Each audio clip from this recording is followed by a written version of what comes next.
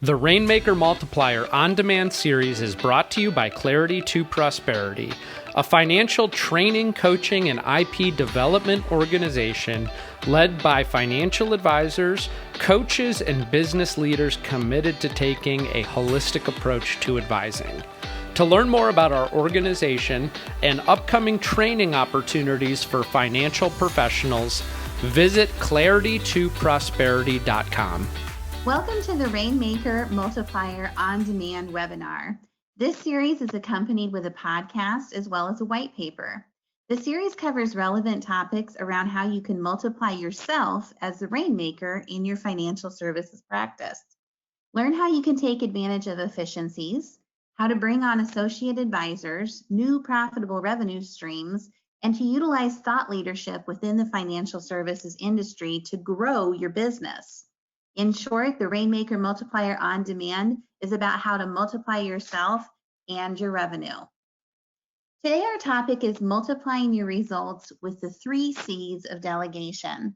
And our goal is to help advisors understand how to multiply their results by using best practices surrounding 2 very specific types of delegation.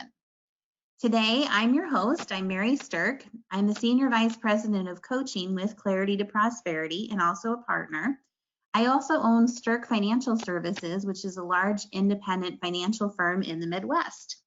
With me today, I have a very special guest, Gina Pellegrini. Gina is a partner, a mentor, and a coach with Clarity to Prosperity, and she owns Pellegrini Team Consulting, and she has over 40 years of experience in the financial industry, specializing in teamwork, scheduling techniques, and hiring. So I'm very excited to have you on today. How are you doing, Gina? I'm doing great. Thanks, Mary. Awesome. So let's go ahead and just dive right into our topic today, which is all about delegation. So when we think about effective delegation multiplying results, why is that? Share with us, Gina, why delegation can create those results in our practices. It can multiply results because it frees up everyone's time to focus on the right things at the right time. It will improve teamwork, collaboration, communication, and therefore things are going to get done way faster. And I think that's what everybody wants, right? More results in a faster time. Exactly. Yeah. So when we think about the actual 3 Cs of delegation, the 3 Cs are what has to actually happen for the process of delegation to work. It means we have to have confidence, competence, and continuity. So let me tell you what I mean by that. In order for you to effectively delegate, you as the delegator have to have confidence that you can let go of the task and delegate it because you know that you have someone competent that's going to actually get the job done. The competence part of it is knowing that your team member is fully trained and actually is going to get the job done. And the continuity part is that you feel confident that there's a process, it's a step-by-step written out type of process. The tasks are prioritized correctly, and it's embedded into the team member's workflow going forward. So if you have these things in place, you will be confident that your team has the competence to actually take care of things, and the continuity is there so things don't slip through the cracks. So that's the basics of the 3 Cs of delegation. The issue, though, is that there's really 2 types of delegation, and most people don't really think about the fact that delegation can have different structures to it. So Gina, take us through what the 2 types of delegation are. Very simply, there are 2 types of delegation that exist. One is delegating a repetitive process with multiple steps. The other is delegating your day-to-day tasks. I think that a lot of times people don't differentiate between these 2 things, and they think that one style of delegation can work for both things. And I feel like that can sometimes create a breakdown for people when they're not focusing on the fact that it's really 2 different kind of silos of ways to effectively delegate. Correct. So let's dive into delegating a repetitive process with multiple steps first. We've actually put together a great process guide for people that you can actually download. We'll give you the download instructions at the end of the webinar. But this process will actually help you go through the steps that need to happen in order to delegate something that has multiple steps. So if you look at this process, basically the objective is something that needs to be written out at the top. One of the things that happens when we're not clear about our objective is that our team doesn't always know what we're trying to accomplish. So stating the objective gives everybody clarity about what needs to actually be the outcome or the result of what you're trying to delegate. You're going to want to go ahead and list the delegator and delegatee's name. So if you are the advisor and you're delegating to your team member, you're going to want to have that on there. And then the basic process works like this. The first time that the process is performed, the delegator themselves is going to show the team member how to do the job while the team member takes notes, and you can actually do that right on this delegation template that we're providing. The second step is that the team member completes the process following their notes while the delegator actually watches it. And then they have their team member adjust the notes as they go to make sure that they're clear and that's something that people can follow. The third step is that the team member then completes the process on their own by following their notes, shows the delegator the finished work.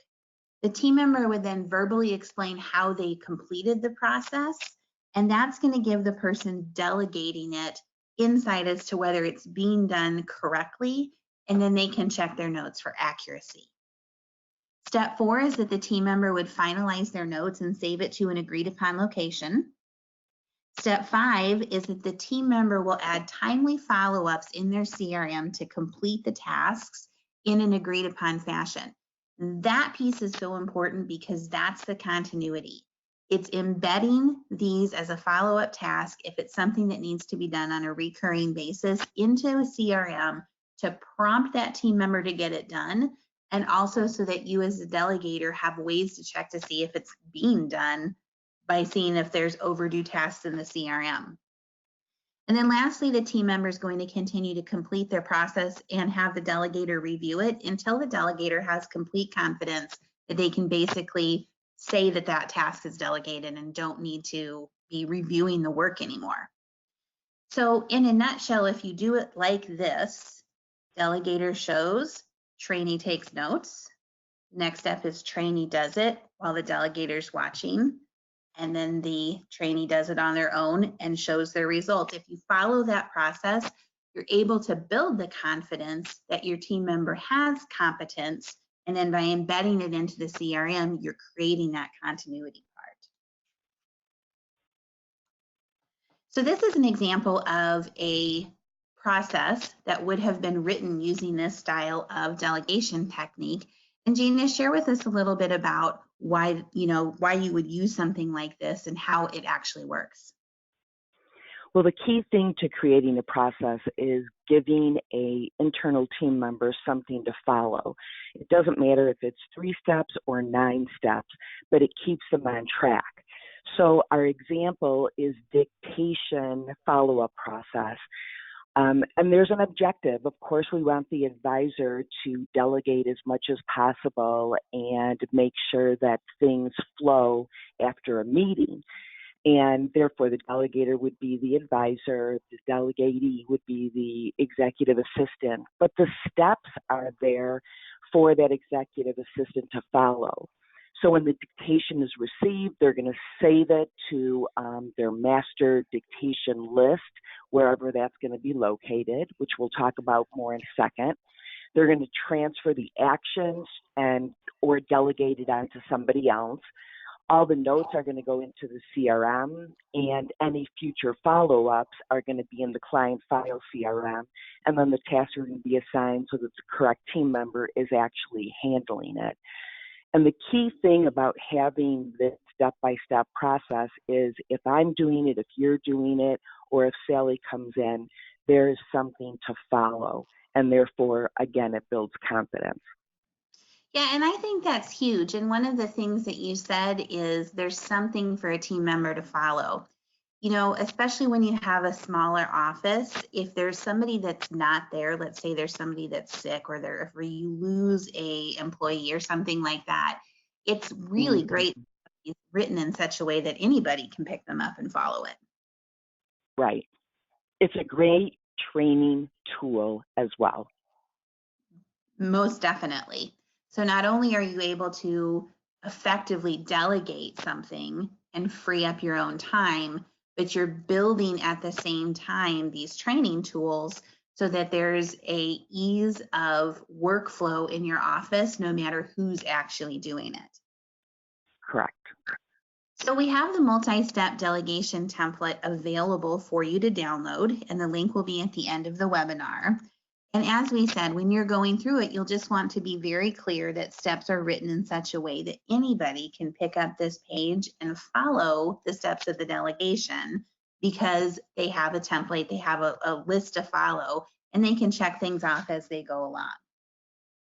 Now, anytime that you're trying something new, like a new way of delegation, there's likely to be some objections, I would say.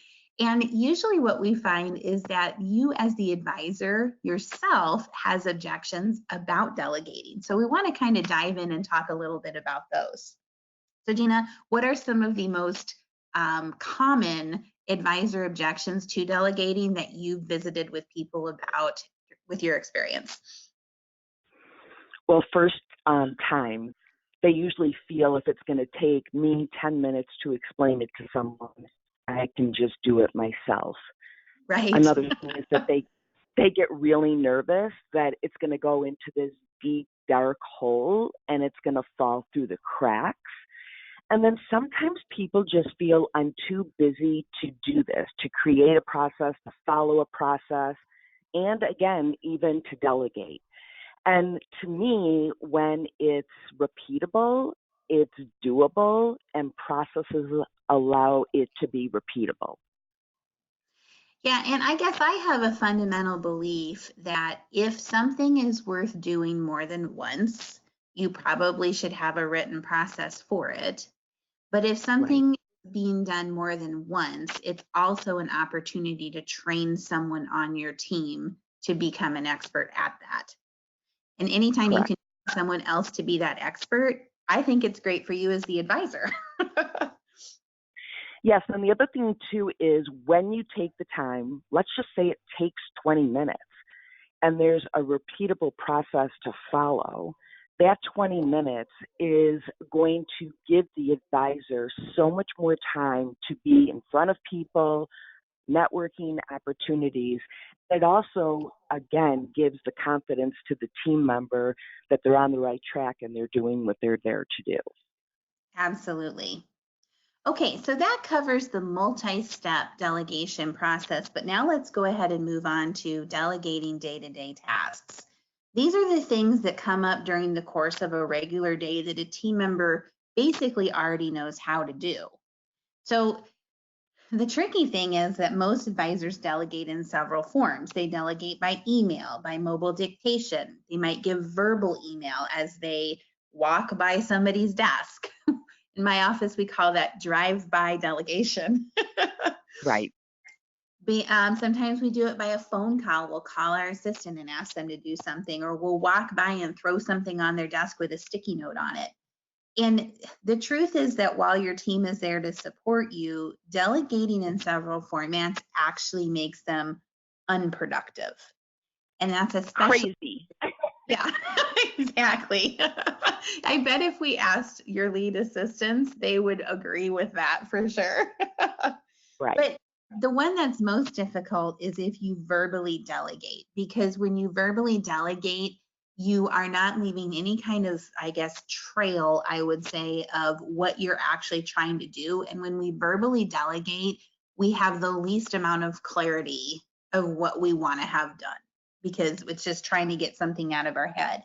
So what our recommendation is that if you delegate in one form, that you actually use some type of mobile dictation or mobile assistant. It's going to get things out of your head more quickly and allow your team to get things done in a faster way. So I would say that from a delegation standpoint, this is an excellent method to utilize. And Gina, what's your perspective on that? Well, first, I want to bring up the verbal delegation, which happens probably 60% of the time in most offices. And if I'm the assistant and working on something, my advisor walks up and gives me something. To me, it means drop what you're doing and take on this new task. And if that keeps happening throughout the day, I'm unproductive. Where delegation by mobile assistant, as our example, it's an excellent method for consistent workflow, and it eliminates interruption, which can create frustration, especially when someone's on a roll and getting something done. So when the staff is in the middle of something and they get interrupted, they lose their sense of direction and or things can fall through the cracks. So what we want to do is suggest mobile assistant, and I like to say, think of it as Velcro in your hand. Anytime you want something done, you're going to delegate it in this one form.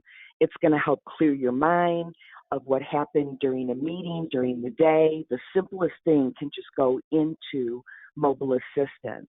And more importantly, by doing so, using that one form of delegation, the team members can work more effectively, more independently, and be productive throughout the day.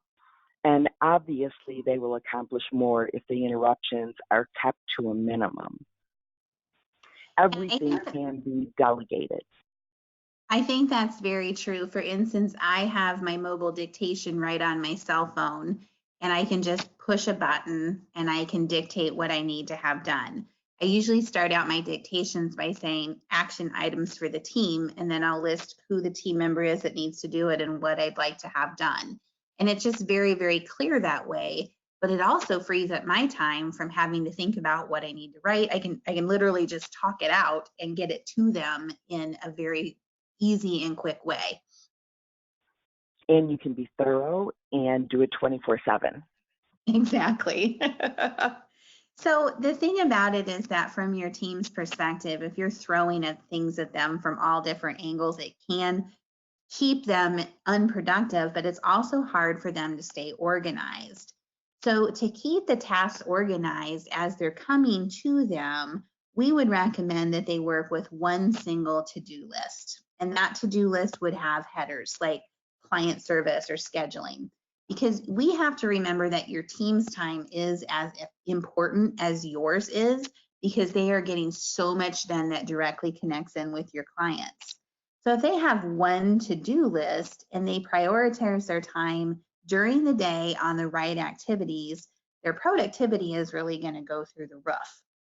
So throughout the day, as you're doing your dictation in one format, if you're funneling that information to them in one format, and then they are keeping that information on one to-do list, it's just going to keep things much more organized. And it really plays into that continuity piece that makes sure that things don't actually fall through the cracks. So here's an example of a to-do list. And Gina, share with us a little bit about how this would work. So going back to what you just said, I want to bring out that most team members have 5 different places that they post their to-dos. It could be in their CRM, email, sticky notes, files on their desk, Outlook tasks, and or a spiral-bound notebook. So no wonder it's hard to stay organized. Exactly. So if they have one to-do list, and as you just said, with headers relating to whatever their role is, in the example that I share is one where the first bullet is going to be review with Mary. So if you're my advisor, these are things throughout the day I'm going to keep track of. When I have my time with you, I'm going to go through it. But then if I'm scheduling or I do new business or appointment prep or client service, a Word document that has headers, anytime anything comes in, mobile assistant, I cut and paste and put it in there. up, which again, we want to eliminate those interruptions, but it's client service, I put it in there. The point is to have all tasks consolidated into one working to-do list that either someone can print out and work off of and or on the computer, which technology makes things easy today. But when it's in one place, I can consistently look at it and reprioritize based on what's happening in the day or what I need to make sure to get done by the end of the week. One of the things I really like about this too is, again, if a team member happens to be out sick or something like that, it's easy for their backup person to go look at their single to-do list to understand what they're working on, what's outstanding, so they can prioritize what might need to be done in that team member's absence. Right. And we're not only talking about, it could be the advisor walking up and verbally delegating something, but the same is applicable if a client calls in, I take the call, I put it on my to-do list, and then I go back to whatever I was working on so that I stay on task. And that is so important to be able to get the productivity moving forward. So Correct. sometimes advisors who are more tech savvy have a lot of this embedded into their CRM system. And if you want to do it in a paper format or a Word document, that's great. But you also can adapt this to do it inside of a CRM system as long as you can aggregate your tasks all in one easy place. Right. So another key component of delegation is you as the advisor being aware of what's been completed. That's going to help build your confidence.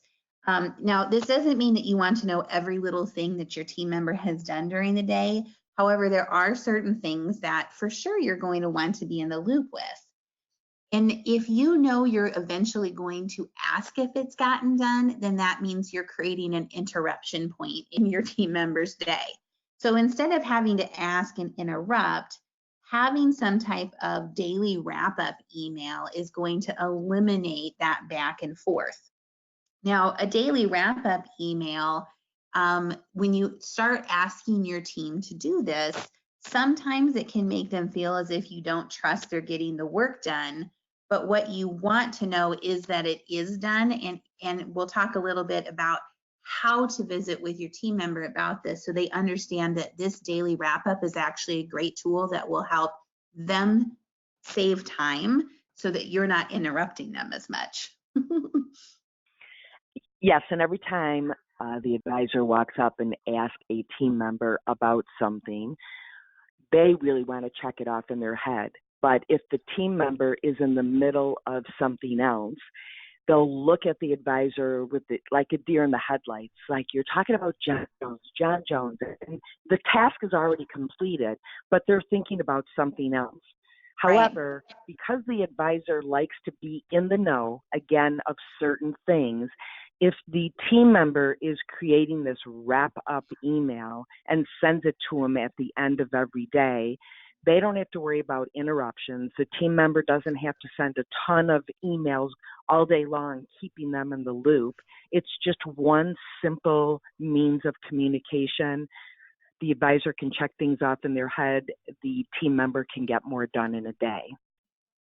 So this is an example of what a daily wrap-up email might look like. And you can see that there's a lot of information that maybe looks like it came directly from that to-do list. Correct. A lot of times you can just cut and paste and put it here. And again, depending on what the advisor wants to be in the know of, how many appointments got scheduled or who got scheduled, did business get submitted, did it get paid for or followed through. Sometimes there's even certain clients they want to be in the know of for client service, appointment prep, and or projects. So some advisors might want to know 2 things. Some advisors might want to know 5 things. Whatever they want to be in the know of to check it off in their head would go in this wrap-up email. And I think that's great because if you know that you're going to get this, you're going to start to develop confidence that you can let go of things once you've delegated them, because you know they're going to come back full circle and you'll be advised when they've actually gotten accomplished. So Correct. keeping in mind that you can adapt this, just put onto this daily wrap-up example the main things that are important for you to feel that you want to see, and eliminate anything that you don't think is something that you really care about or that you really need to see yourself. Right. And the core piece about the daily wrap up, it's truly bullet points. It's not paragraphs, because sometimes when it becomes paragraphs, it's not read. So if it's appointments, as an example, the 3 appointments are who they're with, and that's it. It doesn't have to get into why the appointment is going to take place, as an example. Gotcha. Okay. So when you start requiring this from your team, they're likely to have some objections too. So let's talk a little bit about some of what the main objections are that might actually occur when you move to this type of delegation process with delegating day-to-day tasks. Well, first and foremost, their life is going to be so much easier when the advisor is delegating in one form. It might not seem that way, but ultimately it becomes easier. And then with less interruptions, the client needs will be handled in a timely manner, and things will not fall through the cracks because there's less interruptions. They're going to feel that without the interruptions or being bothered with questions, wondering if something is going to get done, they don't have to worry about those. And it's a chance for them to shine and communicate as to how much they've accomplished, especially when they send that wrap-up email. The advisor is aware of what's going on, and they don't have to have those interruptions throughout the day. So when you're introducing your team member to this new way of doing things, I think it's important to explain to them that these are the benefits that they'll have by adapting to this Right. new system. Okay. Yeah, when they understand the why of something, they're on board. For sure. Yes, most definitely. So let's talk a little bit about then some kind of wrap up do's and don'ts when it comes to delegating. So we've gone through the multi-step delegation process, we've gone through the day-to-day delegation process, but throughout all of that, make a commitment to delegate in one format. It's just going to create a much more smooth workflow in your environment. You definitely want to keep your processes up to date. So when they've developed these lists or steps, especially in that multi-step process that we discussed earlier, if something changes, you do want your team members to go back and update the process that they've written to make sure that they're staying up to date with those changes. It's ideal for you to use a template or a cheat sheet to keep you on track when delegating. So for instance, if you have something that you need to have done, you might want to group all your action steps that need to be done at the beginning of the delegation, and then you might have something that you're going to dictate after that that's going to go into the body of the notes in a client file. What you don't want to do is pepper in instructions to your entire dictation that they have to search for what the action steps are.